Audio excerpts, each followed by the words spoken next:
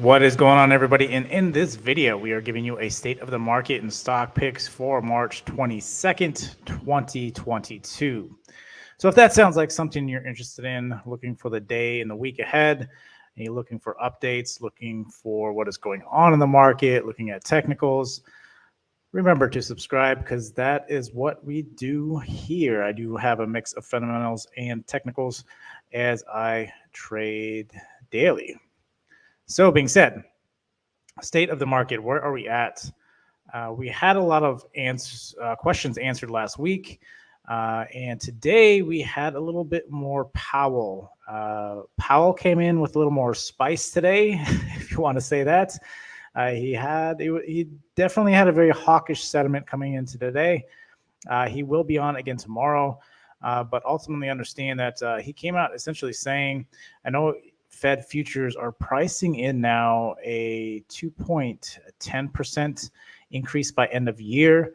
The biggest question here is not as only is Powell becoming very hawkish about double rate raises, which essentially took down the market. The market jumped back up towards the end of the day, but understanding that how will the market take this? Will the market try to price in this 2% before end of year, and then that way, like in the beginning of the year, what we did is we tried to price in that 50-point basis move, and then that way, when it was going to be announced, we wouldn't have such an impact, and we would do what we just did. We essentially had a parabolic move, and then just continue on, like essentially nothing ever happened. But what is going on is that now Powell is becoming very hawkish. It's not, and none of this information is new. All this information is been out there. Powell has reiterated this multiple times. None of this is new. He said he was going to make changes, make rate adjustments accordingly. But the one thing that we continue to say is that bond buying is going to continue, and I think that is going to continue as long as the war persists. If it does, then I think I think that bond buying is always going to be a part of it. Even if they try to do a double rate raise, rate hike, they need that backstop for the fear of people running to the bank and trying to withdraw their money. Again, if everybody did that at one time and the Fed was not there, essentially backing the banks, it could lead to a huge financial crisis. Our whole banking infrastructure would essentially implode. So that is why they need to continue to buy bonds until the fear is gone, essentially until the war is over. They will continue to do that. Now, China is still kind of neutral in the whole thing. There's been some good information out there, essentially saying that they do back the West, but you also get conflicting stuff that says they don't. So it's very interesting to see how that card is playing out. Russia seems to be really putting a beating on Ukraine. It goes back and forth. A lot of the clips, it's hard to tell which is which, but nonetheless, it's ongoing. There were no peace talks, obviously. They say they're peace talks, and that flip-flops back and forth. So at this point, we're still highly focused on what's going on with the rates. Are we going to try to price in these multiple rate hikes, or are we just going to let it rip since we're continuing to buy bonds and see where we end up? And then when those rate hikes actually come, it will pull us back a little bit more from that point, or what are we going to do? So again, it is very much up in the air. I'm still in the short term still bullish in a sense because of the bond buying, even though there are rates coming, but we have to see how the market's going to take it. Yes, there's a lot of bad going on in the world. We're going to see that in earnings coming up, which I think is going to tank some of these stocks because of the fact that they had essentially expectations. I think they're not going to hit. A lot of these companies are going to miss expectations because of the sanctions, because of lockdowns. But we're going to see just that. That might be a bigger catalyst to cause us to sell more once we start seeing those numbers. But right now, everything is jolly good because of the fact that we kind of know what's going on with the bonds. And that's not blindsiding us anymore, which was what was more concerning in the beginning of the year. So as far as picks tomorrow, Well, we can go over Bitcoin real quick. Bitcoin's still looking strong. Again, I think with the whole catalyst, everything that's going on in the world, I think this is just going to continue to trickle up and start ripping. Again, it's retested that 38 a couple different times, but it really needs to break that 45 to really do anything.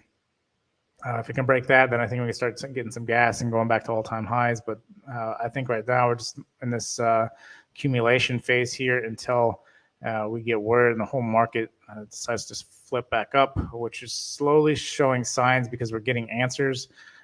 Again, the world is in shambles. Completely understand that. The market really doesn't care. The market wants answers. Once it has answers, it'll start pushing back up. So Tesla, as always, one thing with this one, it's something I've been kind of looking at, is you've already had this huge move on Tesla. Normally, you should get some kind of pullback. I mean, Tesla can rip all over 1,000, then drop back down. It is holding, which is good to see, is holding that 906 mark. So essentially that psychological 900 mark, it's been holding very well.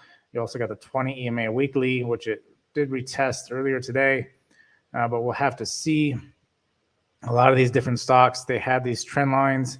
You could draw these trend lines on here. Tesla held it very well, but some of these different stocks that I'll go over, they all had the same trend line, and a lot of them are starting to break down below. But the problem is that, I mean, you can even look on SPX. It broke, but now it's starting to push. It could be a retest. This is what I'm kind of thinking. We retest and sell technical-wise. That's normally what we do. But technicals just haven't played out. We had the same move a couple days ago where it broke back below. Obviously, that the opening candle was back up above. So this is why I kind of say it's good to watch the hourly to see where it opens up at, because it opened back above the trend. There was another candle earlier in a shorter time frame with the trend, and it broke below it to retest it, and it just kept going. So the technicals aren't playing out. It really doesn't matter what time frame you're looking at. The supply and demand zones normally work really well when you're looking at higher time frames, but a lot of these smaller time frames with news being driven and stuff, they don't typically play out like they normally would. So it's interesting to see how it's all working out. But Tesla, I'm kind of hoping it does come back to the 850. That's kind of looking where I'm at my entry point. I don't want to try to capture it up here. Because of the fact I think it's too high at the moment. It could see that 950 before it starts to die out. It got pretty wick happy around that 942. I want to see if that's going to continue to be where people are going to sell. If we get another revisit here tomorrow and we continue to sell, I think eventually you're going to probably get chop around here and then eventually sell back off in preparation for earnings run up, I think is what we're going to have with Tesla. This is what I'm talking about, UPST. It broke the trend, retesting. We're going to wake up tomorrow with this down a little bit further. Again, I'm still watching that 100 mark. I'd like to really re-enter there. We do have the 50 EMA on the daily, retesting. Something I talk about. Once you break the 20, you'll test the 50, then you'll come back down to the 20, and then typically you'll continue on. So kind of watching that 160 mark, see a potential entry there. If not, I'm looking at the 100 mark, easy there. And then again, if I'm taking that 160 mark, I'm kind of really holding tight with the tight stop just in case it decides to continue to sell. So that's the one I'm watching there. Again, you get the 20 EMA monthly at the 140 mark. So again, we've had such a nice little run. Normally we have 3 or 4 days where we go parabolic. Then we're going to have some sort of elevator move down. So just be aware of that. It's normally the way they play out. You stair step up and then elevator down. So just be mindful of that. Because when it comes down pretty quick. So, but still seeing a lot of strength. The market is kind of tired of the beat down, I think. So we'll see how we do play out and how much we pull back. We want to try to create a higher low from this point. So we'll see. Shop is another big one I'm watching. Potential here, it did bounce right off the 20 EMA on the daily. I want to see if it does hold this 658 tomorrow. If we do break that back down below this, I'm looking essentially around that 900, that psychological level, potentially that 975. I think once we start getting below the 600 again, either the whole market's going to flush or we're just going to wick straight out of here and continue up is what I'm feeling on a lot of these stocks. I feel like there's still a lot of strength in the stock market going forward. And even if you look on the daily, like Google, We do have a wedge break. We did the test and we came down. Trying to see what we do here. If we come back down to the 2650, I kind of like for Google, as long as it can hover around there. I'm kind of looking for a base kind of action. So if we can hover around that 2650 for Google, and it might just have this bigger range from the 2650 to the 2731.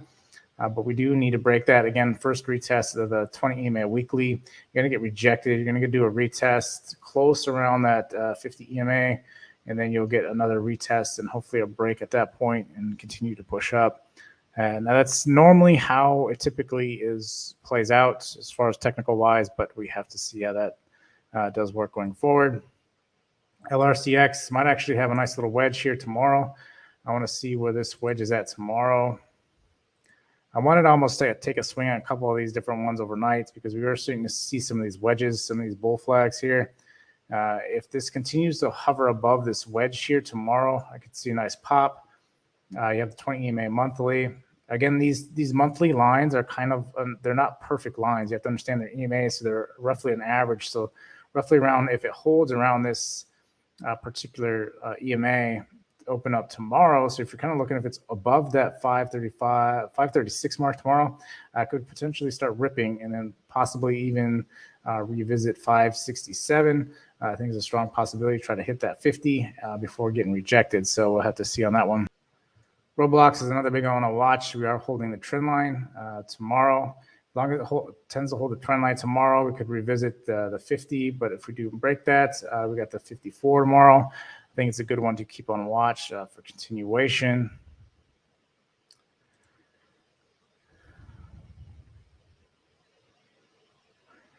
And then that's pretty much it. I just want to watch those couple tomorrow. Ultimately, again, I want to see how the market's digesting the way Powell is becoming so hawkish. I think we're going to get a continuation of that tomorrow. If we do a lot of these right now, they've had these player block moves. It's really bad to start trying to chase these. It's more likely to try to wait for these things to come back and start consolidating a little bit more and build up for the next push up. Considering the market, there's like strength and people want to start buying. So typically we start hitting some of these key levels. You're starting to get wicks straight out of here. So you have to be careful with that. I do like Airbnb, but right now it would have to almost come back down to 145. I doubt that's going to happen with Airbnb. But if the market decides that, the way how Powell is approaching the market with its hawkish sentiment, it might start selling and then try to price in a 2% move by end of year. I don't know. We'll have to see, or maybe we wait till closer to around May FOMC meeting before we start doing that. So we really have to see how the market takes that. Again, we will interpret it however we want. We know the world is all messed up, but the market's going to continue to push. Unless there is new news, the market really does not care. The market will continue going up. That's what it does. That's what it's designed to do. So being said, again, also big reason why I think the Fed continue to purchase bonds to help the markets continue to push up, or else again you would have essential crumbling and devastation of our financial system. So being said, if you've made it this far, go ahead and hit that like button. Until next time, I'll see you guys later.